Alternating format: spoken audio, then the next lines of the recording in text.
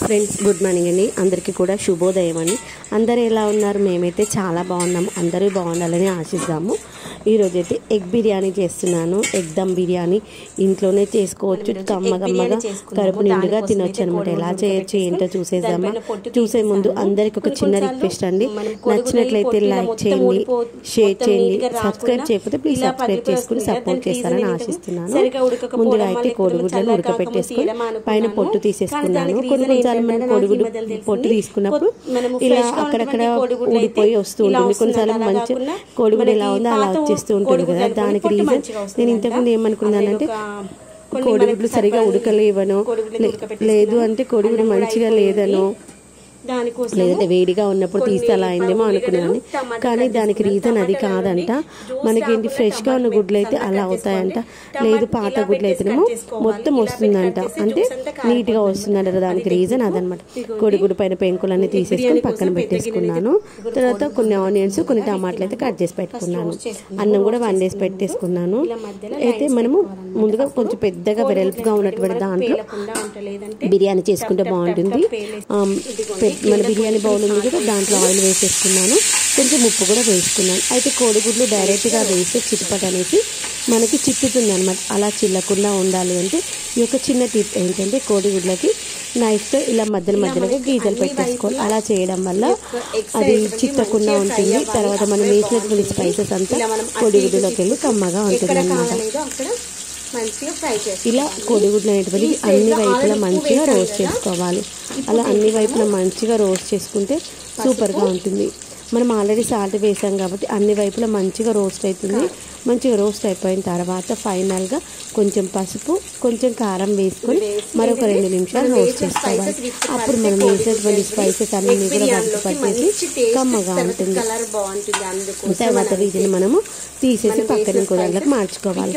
ఇక వేరే గిన్నెలకు మార్చుకోవడం ఎందుకు, మనం ఆల్రెడీ అన్నం వండి పెట్టుకునేటువంటి బౌల్ ఉంది కదా, అది అన్నం పైన పెట్టేసుకుందాం. ఎందుకంటే మళ్ళీ ఇంకో బౌల్కి పెడితే మళ్ళీ దాన్ని వాష్ చేయడం వేస్ట్ కదా. దానికంటే ఇలా అన్నం పైన పెట్టేసుకున్నాం అనుకున్న తర్వాత మళ్ళీ ఈ యొక్క ఎగ్స్ మళ్ళీ అక్కడ మనకి ఫ్రై అయిన తర్వాత దాంట్లో మార్చి దానిపైన మళ్ళీ రైస్ వేయాలి కాబట్టి ఇలా మార్చేసుకుందాము. తర్వాత ఇదే ఆయిల్లో మనం ఆల్ స్పైసెస్ తీసి పెట్టేసుకున్నాము.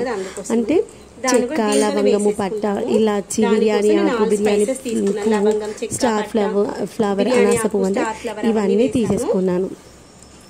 ఇవన్నీ వేసేసుకొని ఒక్క నిమిషం అలా వేయించుకుందాం. లవంగాలు అయితే తొందరగా చిత్తేస్తాయి బయట కాబట్టి 1 నిమిషం కూడా కాకంటే ముందే మనం దాంట్లో ఆనియన్స్ వేయాలి. లేదు అంటే లవంగాలు చిత్తేస్తే ఇలాచి కూడా చిత్తేస్తుంది. అందుకోసమని అది 1 నిమిషం కంటే ముందే ఇలా వేయగానే 1 క్షణం అలా అటు ఇటు అనేసి తర్వాత ఆనియన్స్ కూడా వేసి ఆనియన్స్ కొంచెం ఫ్రై అవ్వనివ్వాలి. ఆనియన్స్ కొంచెం ఫ్రై అయిన తర్వాత దాంట్లో పసుపు, అల్లం వెల్లిగడ్డ పేస్ట్ వేసి అవి 2 కూడా పచ్చి వాసన పోయేంత వరకు వేయించుకోవాలి. తర్వాత పుదీనా కూడా వేసుకోవాలి.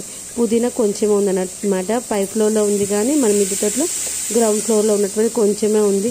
ఇంకా పైకి ఆల్రెడీ ఒకసారి ఎక్కేసి వచ్చే ఎండలు ఎలా మండిపోతున్నాయి కదా, అమ్మ ఉన్నదానికి అడ్జస్ట్ అవుదాంలో. ఇంకా పైకి ఎక్కేంత ఓపిక లేదు, ఎండ మండిపోతున్నాం. కింద ఉన్నటువంటి పుదీనా వేసాను. పుదీనా కొంచెం ఎక్కువ వేసుకుంటే బాగుంటుంది. సరే పుదీనా లేదుగా కొత్తిమీర ఎక్కువ ఉంది, కొత్తిమీర వేసుకుందాం. దానికి ఉన్న దాంట్లో అడ్జస్ట్ చేసుకోవడమే కదా లైఫ్ అంటే. పుదీనా వేసేసుకొని అల్లం వెల్లిగడ్డ పేస్ట్, పసుపు వేసేసి మంచిగా రోస్ట్ చేసేసుకున్నాను. తర్వాత టమాటాలు కూడా సన్నగా కట్ చేసుకునేవి ఉన్నాయి కదా, ఆ యొక్క టమాటాలు కూడా వేసుకోవాలి. ఇక్కడ టమాటాలు వేసేసి మూతనైతే పెట్టేసుకోవాలి. టమాటా వేసి మూత పెట్టేసుకున్న తర్వాత మధ్యలో ఒక 2 సార్లు 3 సార్లు మూత తీస్తూ మంచిగా కలుపుకుంటూ ఉండాలి. టమాటా అనేది మంచిగా ఉడకాలి. అప్పుడు అదే మనకి బిర్యానీకి మంచి మసాలా అవుతుంది అన్నమాట. మధ్యలో 2 నిమిషాలు కలుపుతూ ఇలా స్పూన్తో పొడుస్తున్నట్టు అన్నారు. అప్పుడు టమాటాలు అనేవి మంచిగా స్మాష్ అవుతాయి. యాక్చువల్గా మన తోటలో ఉన్న టమాటాలు అయితే తొందరగా 2 నిమిషాల్లో ఉడికిపోతాయి. కానీ బయట షాప్లో కొన్న టమాటాలు అయితే అస్సలు అలా ఉండవు. స్మాష్ అవ్వడానికి చాలా టైం పడుతుంది. తర్వాత అది మంచిగా ఉడికిపోయిన తర్వాత రుచికి కొంచెం ఒక 2 స్పూన్లు కారము, సగం స్పూన్ గరం మసాలా వేసేసుకొని 1 నిమిషం అలా అటు ఇటు అనేసిన తర్వాత పెరుగు వేసుకోవాలి. ఇక్కడ ఏంటంటే బిర్యానీలోకి పెరుగు అనేటువంటి ఇంపార్టెంట్. పెరుగు కొంచెం ఎక్కువగానే వేసుకోవాలి. పెరుగు ఎక్కువ వేసి మనం వేసిన మసాలాలన్నీ కూడా రైస్కి పట్టాలి అంటే ఈ యొక్క పెరుగు వేసుకోవాలి.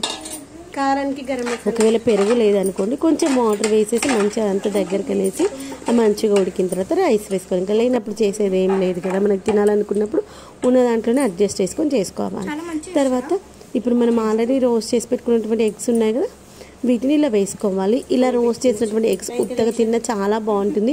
మామూలు ఇదే ఫస్ట్ టైం అనమాట, అస్సలు బాయిల్డ్ ఎగ్ ఇష్టం ఉండదు.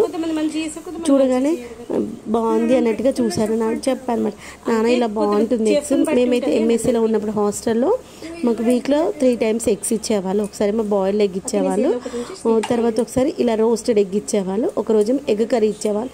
మస్తు ఉండేది అనమాట. అదే చెప్పచ్చింది, మాకు హాస్టల్ ఉన్నప్పుడు ఇలా ఇచ్చేవాళ్ళు. ఎంఎస్సీలో శ్రీ చైతన్య హాస్టల్ అనమాట, శ్రీ చైతన్య చైతన్య హాస్టల్ మస్తు ఉంటుండే కాలేజ్ హాస్టల్లో. బాగుండేది నాన్న అని చెప్పాను. అవునా మమ్మీ అంటే ఒకసారి తిని చూడన్నాను అంటే తిన్నాడు. సగం వరకే మా ఊరికి ఎల్లో అస్సలు తినమాట, ఓన్లీ వైట్ వరకే తింటాడు. తర్వాత అవి ఒక 2-3 నిమిషాలు ఆ యొక్క మసాలాలో మంచిగా అటు ఇటు అనేసిన తర్వాత దాంట్లోనే మనం ఏం చేయాలంటే ఆల్రెడీ అన్నం వండి పెట్టేసుకున్నాం కదా, ఆ యొక్క వండి పెట్టేసుకున్నటువంటి అన్నాన్ని విడివిడిగా చేసేసుకొని దాంట్లోనే వేసేసుకోవాలి. వేసేసుకొని ఒక 2 నిమిషాలు ఉంచేసి దాంట్లోనే కొంచెం కొత్తిమీర వేసి ఈ యొక్క వేసినటువంటి మసాలా అంతా అన్నానికి పట్టించుకోవాలి. అంతే, చాలా ఈజీగా ఈ యొక్క ఎగ్ దమ్ బిర్యానీ అయితే అయిపోతుంది.